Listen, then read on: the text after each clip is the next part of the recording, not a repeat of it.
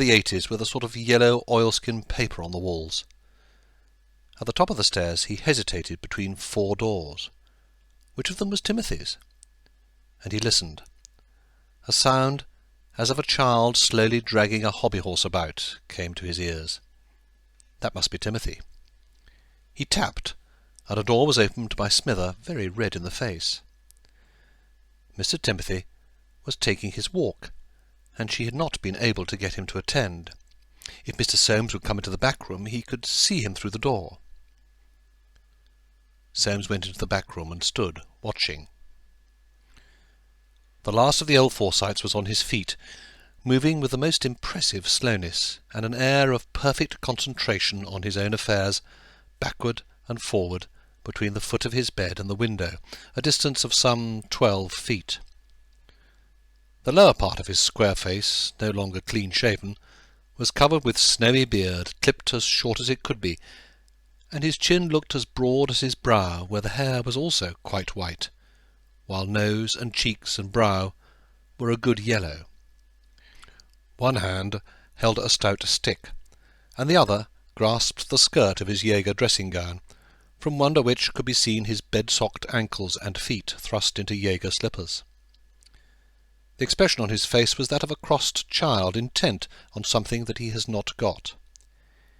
Each time he turned he stumped the stick, and then dragged it, as if to show that he could do without it. "He still looks strong," said Soames under his breath. "Oh, yes, sir. You should see him take his bath. It's wonderful. He does enjoy it so."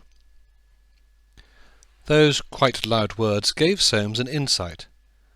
Timothy had resumed his babyhood. "Does he take any interest in things generally?" he said, also loud. "Oh, yes, sir. His food and his will. It's quite a sight to see him turn it over and over, not to read it, of course. And every now and then he asks the price of consols, and I write it on a slate for him, very large. Of course I always write the same, what they were when he last took notice in 1914. We got the doctor to forbid him to read the paper when the war broke out. Oh, he did take on about that at first, but he soon came round because he knew it tired him, and he's a wonder to conserve energy, as he used to call it when my dear mistresses were alive, bless their hearts. How he did go on at them about that! They were always so active, if you remember, Mr. Soames." "What would happen if I were to go in?" asked Soames. "Would he remember me? I made his will, you know, after Miss Hester died in 1907. "Oh, that, sir," replied Smither doubtfully. "I couldn't take on me to say. I think he might. He really is a wonderful man for his age." Soames moved into the doorway, and waiting for Timothy to turn, said in a loud voice, "Uncle Timothy!" Timothy trailed back half-way and halted. "Huh?" he said. "Soames!" cried Soames at the top of his voice, holding out his hand. "Soames Forsyte!" "No," said Timothy, and stumping his stick loudly on the floor, he continued his walk. "It doesn't seem to work," said Soames. "No, sir," replied Smither, rather crestfallen. "You see, he hasn't finished his walk. It always was one thing at a time with him.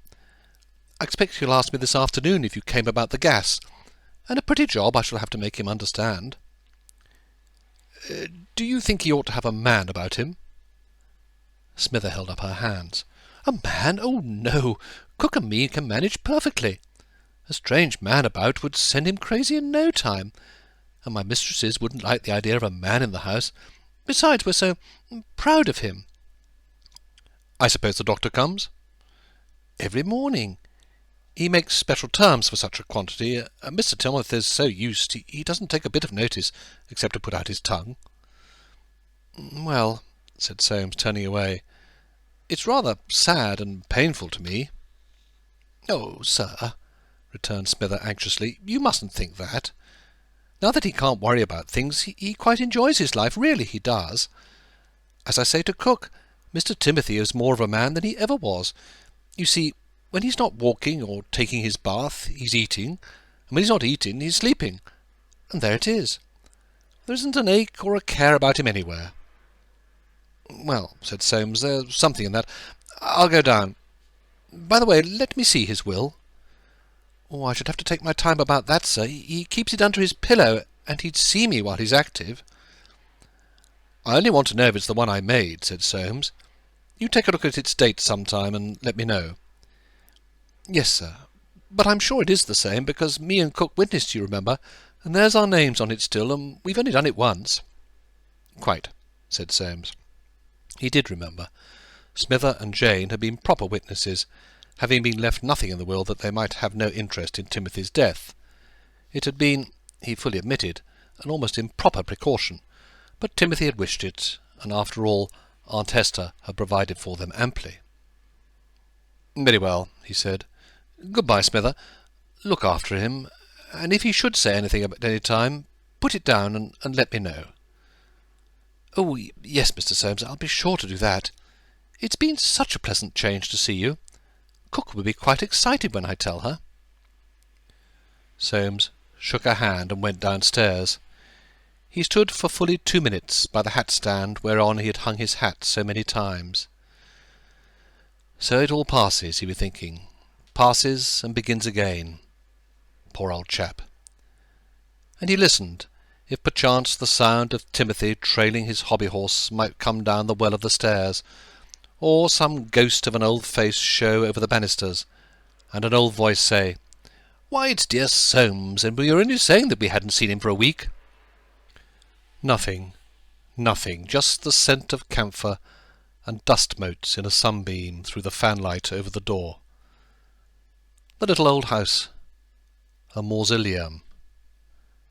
And, turning on his heel, he went out and caught his train. End of Part 1. Chapter 4. Recording by Simon Evers.